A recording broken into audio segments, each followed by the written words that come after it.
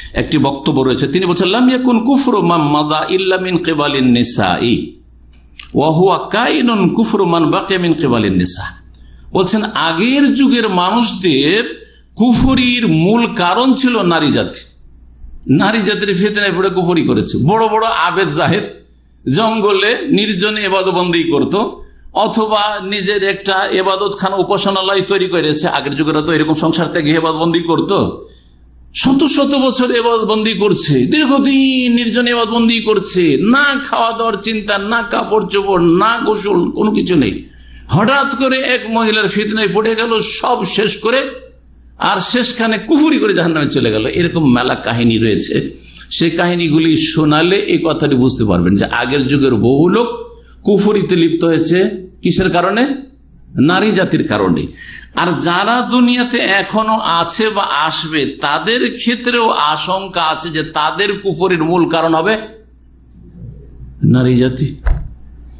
এক মহিলা নাস্তিক মহিলার জন্য পাগল হয়ে একজন মুসলিম ও নাস্তিক হয়ে গেল। একটা হিন্দু মহিলার জন্য পাগল হয়ে ওর প্রেমে পড়ে ও নিজেও হিন্দু হয়ে গেল। একটা খ্রিস্টান ইহুদি মহিলার প্রেমে পড়ে ও নিজেও হয়তো দেখলো যে এ তো আমার ছাড়া কিছু বোঝে না, বলছে না আমি তোমার ধর্ম কবুল করবো না, তুমি যদি আমার ধর্মে আসো তাহলে ওটা অসুবিধা নেই। অবাক মনে করছেন? আশ্চর্য হচ্ছেন নাকি? আমাকে সরাসরি নাম বলবো না আর কোথাকার তা বলবো না, এক লোক বলছে যে আমি এমন এক মহিলার ফিতনায় পড়ে গেছি, সে হিন্দু।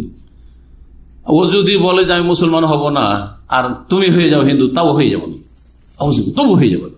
আউযুবিল্লাহ, আমি ওকে বলে আস্তাগফিরুল্লাহ পড়ো, আউযুবিল্লাহ পড়ো। আজকে থেকে 10 বছর আগের কথা বলছি, বা 15 বছর 20 বছর আগের কথা বলছি। অবাক হয়ে যাবেন।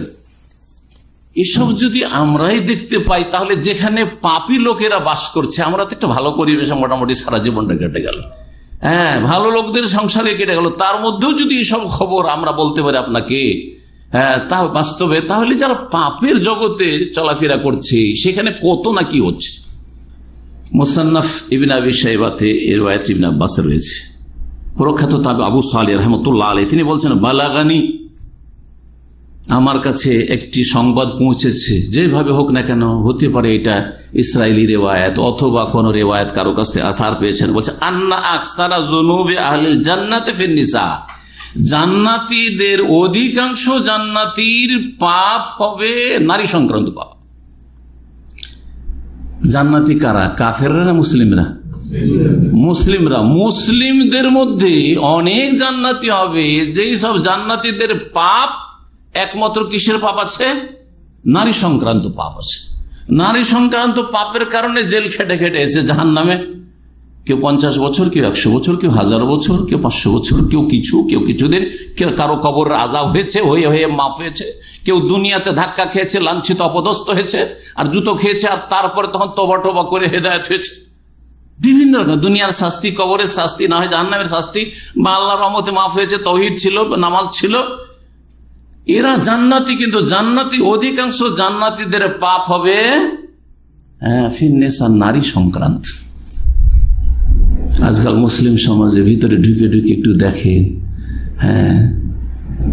হয়তো শেষ দিকে নামাজ ধরে নিয়েছে, হয়তো আগেও নামাজ পড়তো, নামাজি, তারপরেও যদি বলেন তোমার সতীত্বের ক্ষেত্রে তুমি বলো তো দেখি, নিশ্চয়তা দিতে পারবে না সে আল্লাহর কাছে। আমাকে আপনার মিথ্যা করে তবে লিখতে পারে। তোমার সচ্চরিত্র, তুমি কোন মহিলার শরীরে স্পর্শ করেনি, বলো তো দেখি এমন কোন মানুষ খোঁজো তা। সুবহানাল্লাহ, পাওয়া মুশকিল হয়ে যাবে, পাওয়া মুশকিল হয়ে যাবে।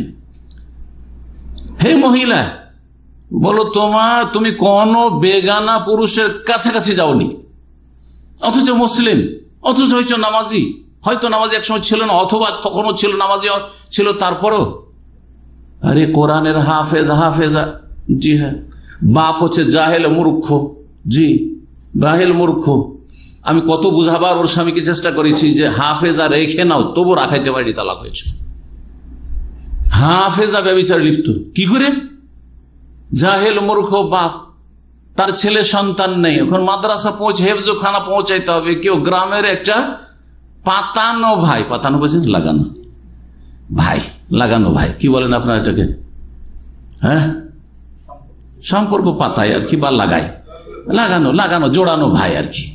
ওই ভাই ভাই করে প্রথম আসে এই করে তার সাথে এমন হয়ে গেল, শেষে কোথাও হোটেলে নিয়ে উঠেছে। ও রাস্তায় 5 কিলোমিটার দূরে মাদ্রাসা পৌঁছাতে গিয়ে কোন হোটেলে উঠে গেল, কোথায় কি হলো, সারাদিন একদিন কোথাও পার্কে ঘুরলো, এই করে তারপরের দিন পৌঁছালো হেফজখানাতে। আউযুবিল্লাহ।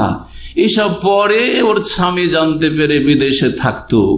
অনেক বোঝাবার চেষ্টা করেছি, স্বামী হেদায়েত হয়েছে, অনেক বোঝাবার চেষ্টা করেছি যে সে তওবা করছে, মাফ করে দাও।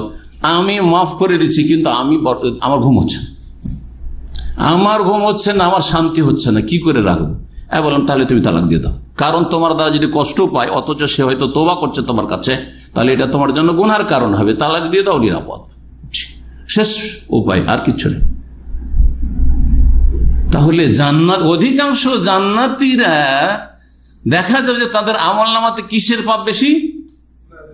নারী সংক্রান্ত পাপ। জরুরি না যে বড় জেনা, অনেকের বড় জেনা হয়েছে, অনেকের বড় জেনা হয়নি, ছোট জেনা হয়েছে, চোখের জেনা হয়েছে, কানের জেনা হয়েছে, টেলিফোনের জেনা হয়েছে, আর তারপর হাতের জেনা হয়েছে, পায়ের জেনা হয়েছে, কলবের মনের জেনা হয়েছে।